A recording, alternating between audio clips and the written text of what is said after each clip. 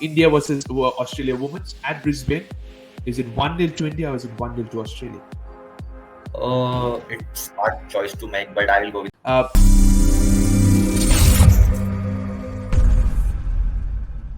it's the 3-match ODI series. Team India, the women's team, are also starting at Australian conditions. It's India women versus Australia women. And I have Parag with me once again. Indian team, already the men's team are traveling to Australia, leading the series 1-0. That's a very, very good sign. But now it's over to the women's team now. What are your thoughts looking into the series in terms of the ICC World Championship for them? They also have something to look into ICC Women's World Championship. So what is your thought? How important is this 3-match series? I think for the both teams, this is one of the most important ODI series to look out for because we all know that there is upcoming ODI World Cup is coming in the upcoming months, and there are so much little time left for both the teams to just cope up with the Correct. condition, to cope up with the match practice. And this is one of the most important tournament for one of the most important series for both the teams. Like they both are very strong team, both have Correct. the capable players, so it will be a great series to watch out for both the batters, bowlers, and it will be a great treat to all the fans to Absolutely. to It will see. once again be a very good treat for all the fans to watch. And it's always a good venues when you have Australia. It's Yeah. Brisbane who are going to host it. We'll come to that as the show progresses. But talking about the squad, I must say Australia have a huge blow. No Alisa Healy. We know the reason behind that. But similarly, India, a couple of shocking blows are there. No Shefali Verma. She has been dropped. Meanwhile, you have the other end, Yastika Bhatia nursing an injury. Thoughts on Shefali Verma? So she's not going to be the opening partner for Smriti Mandana. Will that affect Team India when it comes to the top of the order? Or do you think it was right on the cards because she was short of runs? I think that Indian Cricket Board just checking the other options because we all know that Shafali Verma is come with the power. She gives Indian batting lineup that good start in the opening overs in the power play. So if they want to try something new, like if they are trying to look someone who is reliable options who can give some single and doubles in the meantime, if and also to look in the boundaries in the power play. So I think that it's like good to change. Like if some they don't want to go with the conventional opening batter like Shafali Verma, if they want to try something new, it's okay. Like it's okay if they want to find someone new before the ODI World Cup. This is the time they can try out something new with the Smriti Mandana. So I think that it will be going. It will be interesting to watch like how things will go. So yeah, I'm okay Absolutely. with that. So you expecting good game time for players like Priya Punia, who is also there. Then you Harleen Deol, Tejas Hasabnis. So what are your thoughts? Who is likely to be the partner for Smriti Mandana? So I think that Priya Punia is will be my first choice because she's been the player who is performing from the years, and she was with the team for the several years, and like in the recent, she is not picked up in the Indian team. So she has a very good chance to grab that chance whenever wherever she will get to pick and wherever she get the chance to bat. So I think that Priya Punia is the best choice for the Indian team for to fill the remaining slot. So Okay, so yeah, you're going with Priya Punia as your opening partner for Smriti Mandana. We'll see that yeah. when the show progresses. But similarly, Indian bowling unit is good. I really got impressed with the way Shaima Thakur bowled in Narendra Modi Stadium versus New Zealand women. So I look forward to her. How does she come up in Australian conditions? Yatita Sadhu, not to mention Renuka Singh Thakur, Arundhati Reddy, good bowlers, good players. But similarly, if you go on to the others, the Aussies, and that's where we have the information about Elisa Healy not being part of there. But when I look into the overall squad for Australia, majority of their players had a wonderful WBBL season, which got concluded a few days ago. Yeah, exactly. And they have been playing from the months in the WBBL. Like they have also practiced in the stadiums only. So I think that their bowling lineup as a pacer specialist pacer department is looking very strong. And so I think that they will be a great tournament because they the pitches will be bowling friendly in the Australia. We all know that, and they have some good pacers, some quality good pacers who has been showed incredible performance in the recent WBBL season. So I think that it will be a great treat to watch the Australian Pacers to ball in the ODIs, and also in the other hand, like if we see the Indian bowling lineup like Arundhati Reddy, Renuka Singh, Saima Thakur is also some interesting names who can ball in the Australian conditions, which can favor them. So I think that it will be it's very good from both the team. Like I don't know which team will perform better in the at the D Day, but both the bowling departments are looking very strong.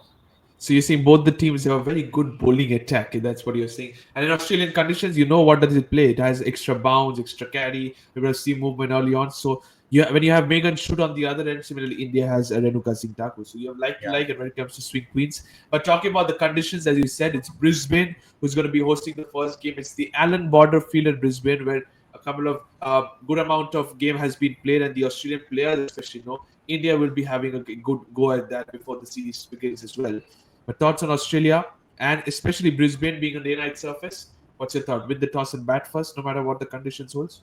So if we look at the recent games, the batting first team won the matches. Like in the first inning, the surface is little bit fresh. It is bouncy. To ball just came on the bat easily. It is become easy to score shots, to score a single doubles in the meantime. So I think that won the toss batting first. It will be a good choice for the team whoever won the toss and just defend it in the second inning, because in the second inning Absolutely. we all know that the pitch becomes slow and it will affect in the later innings. So I will go with the batting first if I won the And toss. under the lights, also, you will get some swing and seam movement as we have always expected in Australia. So you're going Yeah, for win the exactly. toss, bat first, but no matter its men's or moments, I still say 250 is a minimum against these opponents. Yeah, 250 is bare minimum target. If you want to give chance to your bowlers, then 250 is the minimum you have to look while batting first.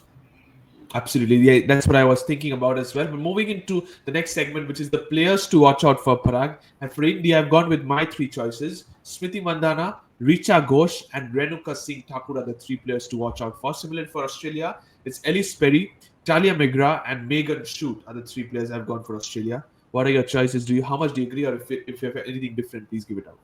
So for India, I made one changes. I made one change. I will go with the Harmanpreet Kaur instead of Richa Ghosh, and other two are Okay. same. And for Australia, I will go with the same. Like three are the all best players for the Australia.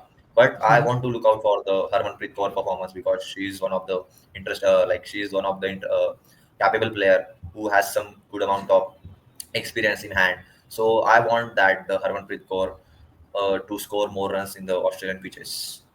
Okay, so you're expecting Harmanpreet Kaur, the Indian captain, to go and get some runs under her belt in the ODI series. But similarly for Australia, you said you're sticking with my three players. Very surprised that you have not gone with a couple of very handy players.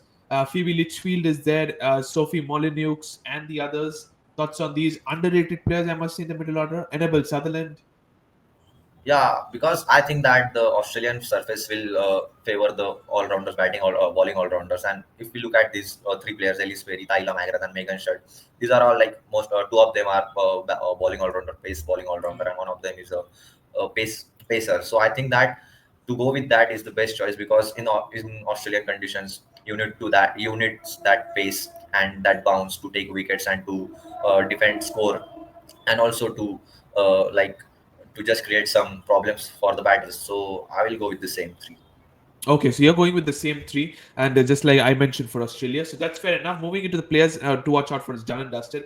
Now we set towards the predicted playing 11, ladies and gentlemen. Starting with Indian predicted playing 11, according to me, I've gone with Smriti Mandana, Priya Punia are the openers, Jemima Rodriguez at number three, Harmanpreet Kaur at number four, Richa Ghosh at five, Deepthi Sharma at six, Harleen Deol at seven, Arundhati Reddy at eight, Renuka Singh Thakur at nine, Radha Yadav at 10, and then you have Saima Thakur at number 11. This is my predicted playing 11, Parag. Are there any changes you're going to make? If I want to make one change, then I will go with the Tita Sadhu instead of Saima Thakur, because Okay. she's one of the younger player who is look very promising. So I will go so, because she also needs some game time before the World Cup, and if it is like going good with the Indian, if she perform better in these conditions, then it's good for the like in the future perspective for the Indian team in terms Okay. of the ODI World Cup, female ODI World Cup. So you're expecting Tita Shadu to make a return back into the Indian playing 11 in place of Saima Yeah. Thakur. Okay, fair enough. That's a very good like-to-like change. Similarly, if we go for the Australian playing 11, this is how it goes. As I said before, no more Elisa Healy, so it's going to be led by Talia McGrath. And this is my predicted playing 11. Beth Moni and then Phoebe Litchfield are the openers. Talia McGrath at number 3, Elise Perry at 4, Ashley Gardner at number 5, Annabelle Sutherland 6, Georgia Wadham at 7, Sophie Molyneux at 8, Megan Shute, Alana King, and Darcy Brown are the three bowlers. If whenever I see Australia, I must tell you, they have such a deep batting department. I must tell you, Parag. So first of all, Yeah, playing 11, how much does this look? yeah, this is the perfect playing 11 for the Australia. I don't. I will go. I will also go with the same playing 11 because it's such a strong playing 11. You can't choose anyone over these strong Correct. 11 players. So yeah, this is the best playing 11 for them. Okay, this is the best playing 11. Parag also sticks to the same 11 when it comes to the Australian women. I must tell you, so many options are there in their bowling department as well. So many all rounders they have. The Talia McGrath is a very easy job. Give whoever bowlers you have, you can always give them if somebody is having an off day. So that's how it goes. Predicted playing 11 done is dusted. Predictions time now, Parag. It's India versus Australia. First ODI is the women's. Before we move on to the pink ball for the men's, India versus Australia women's at Brisbane. Is it 1-0 to India or is it 1-0 to Australia? It's hard choice to make, but I will go with the Aussies. Like first time home conditions for the Australian team. So yeah, I'll go with the Australian because many of the Australian players are coming from the WBBL season. They have the match practice. Absolutely. They get some good. They got some good match practice. So I will go with them. I will go with the Aussies to win their first match. Okay, so Aussies to win their first game, absolutely understandable because they played all the players rather had a go in the WBBL. Few Indians had a go too, but not all. That's the reason why that could be the difference. So you're going for Australia winning the first ODI 1-0. Thank you so much, Parag. Thank you to all the Yeah. viewers for watching this video. Don't forget to subscribe to Fifth Number, press the bell icon as well. Thank you so much, and bye bye.